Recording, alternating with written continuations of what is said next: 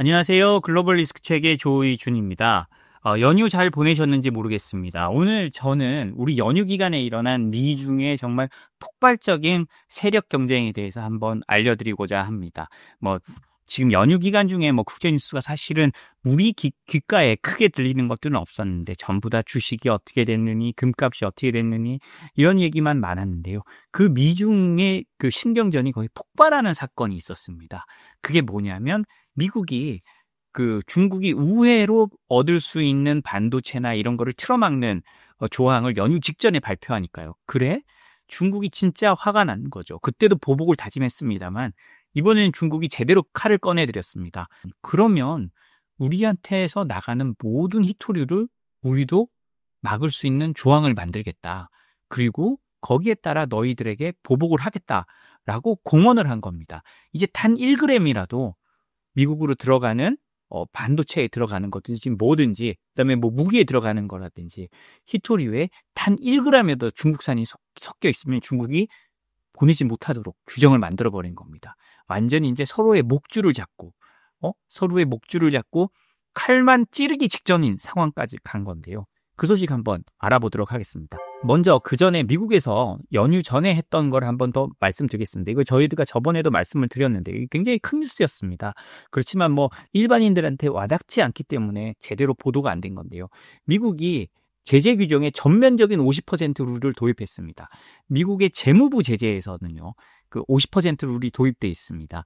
재무부에서 제재하는 사람들은 돈줄을 끊어야 된다는 사람들이기 때문에 실제로 미국이 쟤들은 우리의 완벽한 적이다. 그다음에 재무부도 그렇고 국방부도 그렇고 그렇게 판단될 때 50% 룰을 적용합니다. 지금까지는 재무부에만 적용했거든요. 왜냐하면 저 사람들은 우리의 명확한 적이니까. 그런데 상무부에서는 그렇게 하지 않았습니다.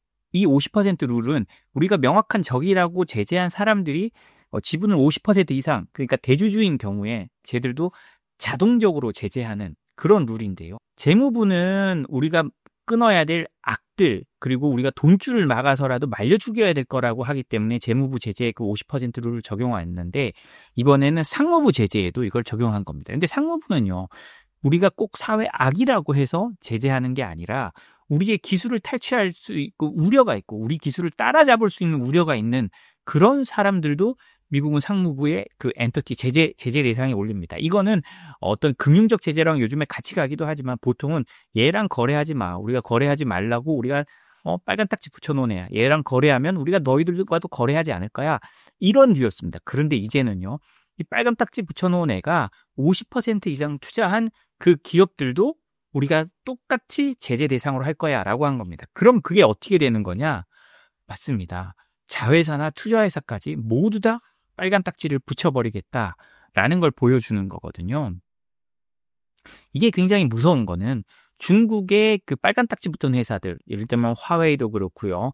그다음에 각종 바이오 업체들도 그렇습니다. 이 업체들이 지금까지 어떻게 해왔느냐? 해외에 있는 지점들을 통해서 부품을 해서 몰래 우회 수입하거나 이런 게 그냥 미국에서도 이 정도까지는 우리가 파국을 맞지 않아야 되겠다. 그래도 중국이랑 마지막 끈은 남겨놔야 된다는 취지로 살려뒀었는데 그것까지 이제 없애버리는 겁니다. 그러니까 중국도 이제 안 되겠다 라고 하는 거죠. 그래서 이게 10월 1일 날 한 건데요. 왜 상무부는 이렇게 했느냐? 상무부는 그동안 50% 룰을 적용하지 않았느냐라는 거는 기존의 수출관리규정, 그러니까 상무부에서 관리하는 겁니다. 이거는 법적으로 별개 기업의 원칙을 따랐습니다.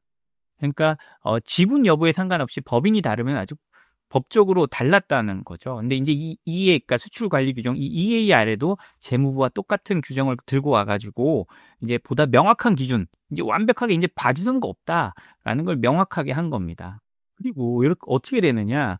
이렇게 되면 이제 우려 거래자 목록, 상무부의 우려 거래자 목록, 그다음에 군사용 최종 사용자 목록이라고 있습니다. 이거는 국무부나 국방부에서 하는 거고요. 재무부의 특별 제재 대상이 있습니다. SDM 목록이라고요. 요 세 가지가 완전히 합쳐져서 돌아가는 거고요. 보통 우려 거래자 목록에 오른 업체가 군사용 최종 사용자 목록에도 들어가고 재무부에도 들어갑니다. 이럴 때 자동적으로 가장 강력한 수위의 그 규정에 적용이 돼서 거기에 대해서 이제 처벌을 받거나 어떤 압박이 들어가게 되도록 한 거죠.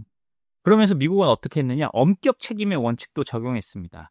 기업이 이 회사가 제재당한 회사라는 걸 몰랐다라고 해도 나중에 그냥 이거는 모르면 네 책임이야 라고 하고 처벌하도록 한 거라는 거니까요. 몰랐다는 게 이제 책임 면제의 어떤 이유가 되지 않도록 한 겁니다. 그러니까 기업들은 굉장히 이제 뭐 촉각을 곤두세우고 중국 업체들과 거래할 때 걱정을 할 수밖에 없죠. 이렇게 해놨기 때문에 중국이 아주 어떻게 생각하면 발작적으로 반응을 하는 겁니다. 그러니까요. 중국이 우리 연휴 기간인 지난 9일에 발표를 합니다. 히토류 산업 관련 기술을 이중용도 품목으로 공식 지정하고요. 이를 수출 통제 리스트에 편입하는 제도적 개편을 했습니다. 이거는요. 단순히 자원 통제를 하는 게 아니고요. 기술 이전과 활용 전반에 대한 통제권을 확보하려는 겁니다. 그러니까 히토류가 들어간 기술, 히토류가 들어간 제품은 1g만 들어가도 야 이거 우리 거야. 중국이 히토류의 80%를 갖고 있잖아요. 중국에서 나질 않아도 중국에서 대부분 정제해서 나가기 때문에 중국의 손을 거쳐갈 수밖에 없습니다. 그렇기 때문에 이게 이렇게 되면 너희들은 무조건 우리 말을 따라야 돼 라고 중국이 하고 나온 겁니다. 왜냐? 미국은 히토류가 없거든요. 미국은 각종 환경 규제나 이런 것 때문에 히토류를 만들 수도 없고 할 수도 없거든요. 그러니까 중국이 미국의 멱살을 잡는 겁니다. 니들만 힘 있어? 우리도 힘 있어. 라고 명확히 보여준 거죠. 이번 통제 대상에 포함된 기술은요. 히토류, 채굴, 재련, 분리, 금속 재련, 자성 재료 제조 뭐 이런 게 다 들어갑니다. 그러니까 지금 사실 미국이 히토류를 개발하고 싶어도요. 중국 기술 없이는 잘 개발할 수도 없습니다. 왜냐? 중국은 꾸준히 발전시켜 왔고 그에 대해서 막 과학 기술자나 이런 게 충분하지만 미국은 그렇지 않거든요. 그래서 그 중국 기술 없이 개발도 못 하는데 중국은 일단 기술, 히토류를 정제, 정련, 채굴하는 모든 기술마저도 수출 통제 대상으로 넣어놔서 니들이 원하는 거 우리가 안 줄 거야 라고 해서 미국이 개발에 나서려고 해도 개발조차 쉽지 않도록 해놨고요. 그리고 생산 공정의 조립, 시운전, 유지, 보수, 수리, 업그레이드 기술까지 모두 다 해놨습니다. 이거 사실 미국이 중국이 그대로 하는 거거든요. 생각해 보십시오. 반도체 관련 공장 조립, 시운전, 유지, 보수, 수리, 업그레이드까지 모두 미국이 틀어잡고 뭐 ASML부터 삼성부터 온갖 반도체 관련된 회사들을 미국이 장악했잖아요. 똑같이 중국이 하는 겁니다. 히토류를 가지고요. 그리고 기술 그 자체뿐만 아니라 기술이 담긴 데이터 설계 도면, 공정 파라미터, 시뮬레이션 데이터까지 운반체로 관제돼서 통제 대상에 포함됐고요. 그리고 코발트, 네오디듐, 세리움, 전기차 구동 모터, 풍력 발전기, 정밀 무기 등에 들어가는 핵심 광물들을 전부 수출 통제 대상으로 해버렸습니다. 여기서 더 무서운 거는요. 캐치올 조항을 도입했다는 건데요. 이 캐치올 조항이 뭐냐? 여기 명시되지 않더라도요. 중국의 기술이 히토류 관련 활동에 실질적으로 기여하거나 사용될 가능성이 높으면 이것도 수출 통제 대상이 된다고 하는 겁니다. 이것도 미국이 똑같이 중국에 적용하는 겁니다.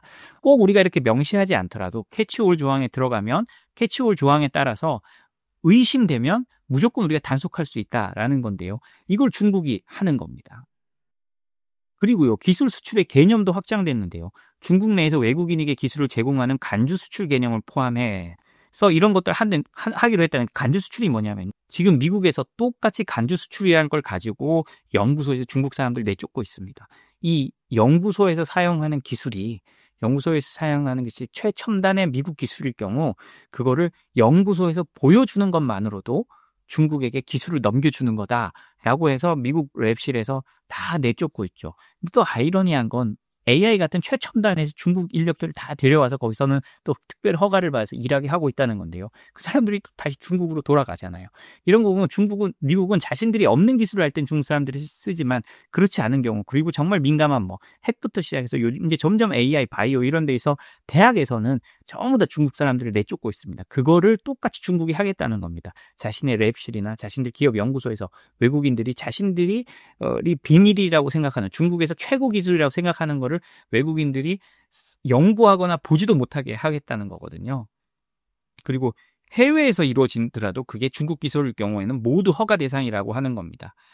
그리고 수출은 물리적 전달뿐만 아니라 이메일, 클라우드 전송, 전시, 시연, 컨설팅, 고용, 연구개발, 기술 공유 등 다양한 비정형 방식도 모두 포함되게 돼서 우리 기술이 새 나갈 것 같다라고 하면 그냥 모든 걸 제재하고 그다음 수사해서 꺼내갈 수 있도록 만들었다고 볼 수 있습니다. 수출 시에 제출해야 되는 서류도 굉장히 많아졌는데요. 수출 계약서, 기술 설명서 이런 것뿐만이 아니라 수출 경로를 어떻게 하고 기술이 이전되면 어떻게 돼야 될지 기술 이전 상황 설명서라는 것도 쓰도록 했다고 하는 거거든요. 그 말은 너희 최종 사용자가 우리 기술을 어떻게 사용하는지 꼼꼼하게 보고해라. 우리가 그걸 보고 수출을 허가하든 허가하지 않든 우리가 결정하겠다라는 겁니다. 중국 공산당이 기술의 끝점에서 모든 걸 통제하겠다는 거죠. 우리는 여기서 되게 무서워해야 됩니다. 중국 공산당의 그 기술을 발전시킨 중국 공산당의 정책의 효율성, 그리고 그거를 끝까지 잡고 통제할 수 있는 중국 공산당의 굉장히 뛰어난 기술 이해 능력, 우리가 모두 알아야 된다는 게 중국 공산당이 얼마나 유능한 집단이고 엘리트층으로 이루어져 있는지를 우리가 이런 걸 보면 또 알 수 있는 거죠. 우리는 지금까지 공산당은 비효율로 망한다라고 생각했고 공산주의 국가의 비효율이나 이런 거에 대해서 너무나 당연하게 우리가 소련 시절에 망하듯이 망할 거라고 생각을 해왔는데 적어도 현재 시점에서 중국을 봤을 때 아직 그 비효율보다는 이 엘리트 집단의 공산당이 중국을 이끌어가는 것이 더 효율적이라는 것을 지금까지는 보여주고 있는 거죠. 그렇기 때문에 중국의 이런 부상이 무서운 거고요. 그러니까 앞으로도 중국이 과연 소련처럼 무너질까? 아니면 정말 미국과 용호상박 막상막하의 싸움을 하면서 서로 경쟁을 하면서 위로 올라갈까 지켜봐야 되는데 지금 이런 모습을 보면 단순히 수년 안에 중국이 꼬꾸라지는 모습을 보이지는 않을 거라는 걸 저희가 좀 예측할 수가 있습니다. 그리고요, 히토류 관련해서는요, 역외 적용까지 명문화했는데요. 이 역외 적용이라는 거는 상당히 국제법적으로 굉장히 민감합니다. 왜 중국의 법이 해외에서도 통해야 되느냐는 거죠. 이게 미국의 제재나 유럽의 제재에도 되는데, 유럽은 사실은 이 역외 적용 문제 때문에 그동안 2차 제재, 그러니까 예를 들자면 러시아랑 거래하는 중국이나 이런 데의 기업들을 제재하는 거에 굉장히 소극적이었습니다. 미국은 그러나 달러라는 무기를 가지고 있으면서 또 그 역외 적용을 적극적으로 해왔죠. 물론 중국에 대해서 정말 핵심적인 금융기관이나 이런 데를 제재하지는 않았지만 어찌됐든 다른 나라 기업들을 굉장히 제재를 해왔습니다. 근데 이번에 중국이요, 히토류 기술에 대해서 역외 적용을 이제 명문화한 겁니다. 중국 쪽의 개인이나 기관이 해외에서 히토류 채굴, 재림 분리 등에 실질적으로 기여할 경우 중국 정부의 사전 허가 없이 해당 활동에 참여하는 것을 전면 금지한 겁니다. 그러니까 해당 기술, 그러니까 중국 기술이 쓰인 해외 생산품에도 수출 제한을 적용할 수 있다는 건데요. 예를 들자면 미국이 똑같잖아요. 미국 기술이 들어간 반도체나 미국 기술이 들어간 소프트웨어를 중국이나 러시아나 이런 데 팔지 못하도록 하는 겁니다. 그래서 오픈 AI나 엔스로픽이나 이런 AI들을 중국이나 적성국에서 팔지 못하는 거, 서비스가 이루어지지 않는 거랑 마찬가지인데요. 그러니까요, 이거는요, 중국의 통제가 히토류 자원에서 단순히 자원의 수출 통제뿐만 아니라 이 자원이 들어가고 이용되는 기술까지로 확장한 겁니다. 사실 우리가 생각하는 배터리부터 시작해서요, 차세대 그 수많은 전자장비, 그리고 무기, 최신 무기에 이르기까지 중국의 히토류가 안 들어가는 게 없습니다. 미국이 아무리 군사력이 강하다고 하지만 중국의 히토류 없이는 무기를 못 만들어요. 한 10,000개 정도를 못 만든다고 합니다. 그럼 미국도 특히 모든 기구, 특히 해군에서 필요한 전자적 무기들이 그게 많이 들어가기 때문에 해외로 미국이 군인을 보내는 것도 어려워지거든요. 그렇기 때문에 이제 중국이 히토류를 무기로 모든 기술, 특히 첨단 기술에 대해서 수출 통제에 들어갔다라고 생각하면서 이제 그 근거들을 만들어 놨다라고 생각하면 될 것 같습니다. 그래서 중국은 이번 히토류 기술의 전면적인 통제를 제도화하면서요, 기술 흐름 자체를 주권적 통제 대상에 포함하겠다는 의도를 분명히 한 것으로 보입니다. 그러니까 한국도요, 이제는 중국 눈치도 굉장히 많이 봐야 되는 상황이 됐습니다. 한국이 마음에 안 들어 라고 하면 어느 날 갑자기 히토류를 끊어버릴 수 있고, 그러면 우리는 거기에 대한 대체 공급망을 찾아야 되는데 사실 그 중국 이외의 대체 공급망을 찾기가 너무 어렵습니다. 미국도 오랫동안 노력했지만 지금까지 거의 효과가 없었고, 지금 미국 내 히토류 광산 하나 가지고 거기다 미국 정부도 투자하고 해서 하지만 그걸로는 턱도 없습니다. 턱도 없기 때문에 현실로서는 중국이 히토류를 걸어 잠그면 한국도 그렇고 미국도 그렇고 할 수 있는 게 지금 단기일에 없기 때문에 우리가 여기에 대한 공급망 같은 걸 굉장히 좀 잘 생각해야 되고, 또 비축이나 이런 것도 저희가 잘 해놔야 될 때라고 저희는 생각을 합니다. 이 트럼프 대통령이요, 그러니까 또 다시 이제 연휴 끝에 또 중국 항공사에 이제 또 제재를 부과합니다. 이건 제재는 아니고 중국 항공사가 러시아 상공을 비행해서 미국 오는 걸 금지하기로 했는데요. 참 대통령이 이런 것까지 간섭하나 싶긴 하지만 트럼프 대통령은 중국에 대한 하나하나까지 보고 거기에 대해서 중국 기업들, 그러니까 중국 항공사들이 어떤 불이익을 받도록 지금 바꾸고 있는 겁니다. 중국이 하나라도 이익을 보는 게 있다라고 싶으면 그걸 바꾸고 싶어 한다는 걸 이걸 보면 알 수 있는데요. 어떻게 하는 거냐라고 보면요. 트럼프 대통령이 미국으로 오가는 중국 항공사에 러시아 상공 비행을 금지하는 방안을 추진하기로 했습니다. 이게 어떻게 되는 거냐? 우리가 지금 한국에서 과거에 미국 갈 때는요, 보면 비행기가 대서양을 이렇게 직선으로 가로지는 게 아니라 저기 알래스카로 넘어갔다가 북쪽으로 해가지고 러시아를 지나서 알래스카로 넘어가서 미국으로 들어갑니다. 이게 더 짧은 거리이기 때문에 그렇거든요. 지구가 원형이고 요렇게 돌아서 가는 것보다 이렇게 돌아서 가는 게 더 짧기 때문인데요. 그런데 우크라이나 전쟁이 난 이후에 이 경로가 거의 중단됐습니다. 왜냐? 러시아로 지나가다가는 또 잘못하면 우리 예전에 칼기 폭파 사고처럼 미사일을 맞을 수도 있고요.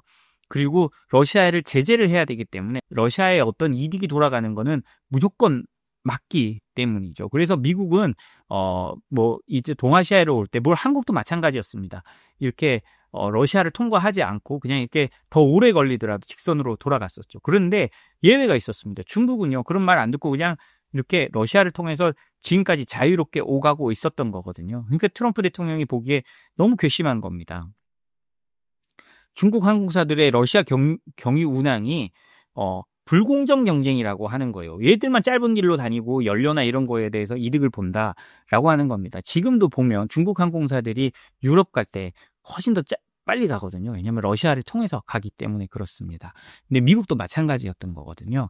그러니까 미국 교통부가요, 중국에서 미국 오고 미국에서 중국 가는 중국 비행기들이 러시아를 못 지나가게 해야 된다라는 금지 명령안을 제안한 겁니다. 그리고 교통부는 중국 항공사들의 이 명령안에 응할 시간을 딱 이틀을 부여했다고 하는데요. 최종 명령은 이르면 오는 11월부터 발효될 예정이라고 합니다. 그래서 이거는 미국 항공사들이 트럼프 대통령한테 계속 투덜거렸다고 해요.